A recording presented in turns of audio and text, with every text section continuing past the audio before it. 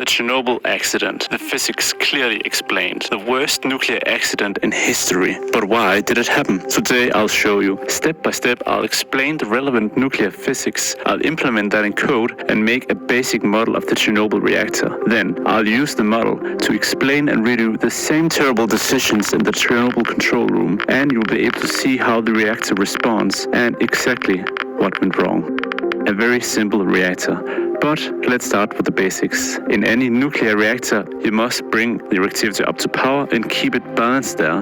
The power from the nuclear reactor heats up water into steam, which then drives a turbine to generate power, which is done by fission. I do recommend watching my video about critical mass, where I simulate a nuclear reactor, and also an atomic bomb, while going into deeper details about fission. But don't worry, I'll assume you are lazy and quickly recap now. I'll also start building up the model, so we'll be able to simulate the Chernobyl reactor. The nuclear reactor uses uranium of the isotope 235. This element has the property of undergoing induced fission, which is when the element absorbs a neutron. The element will split, i.e. fission, into two new lighter daughter elements and release three new neutrons. Now, these daughter elements are not important for the bigger picture, so not to confuse ourselves visually in the model, instead of showing two daughter elements, I'll simply just show whether the element is uranium-235 or not. Blue for uranium-235, gray if it isn't. We can stack many uranium-235 in a metal grid and fire a single neutron. We just create a nuclear chain reaction. This is what we want in a nuclear reactor.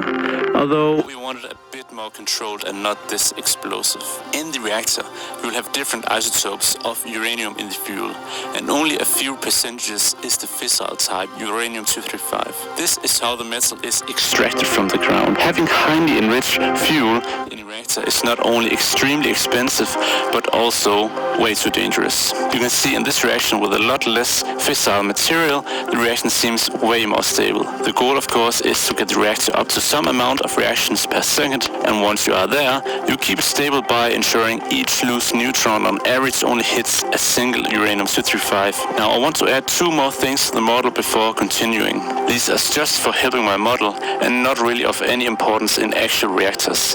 The first thing I want to add is the ability to replace used up fuel. Since I only have around 1,000 simulated uranium nuclei, I need to be able to magically pop in new enriched uranium. The second thing I want to add in the model is the radioactive decay spontaneous neutron emission. This is when a radioactive element suddenly releases a neutron, a naturally occurring process. Let's give this property to all non-uranium nuclei, i.e. the gray circles. Building the simulation control rods. I want to simulate the same type of reactor used in the Chernobyl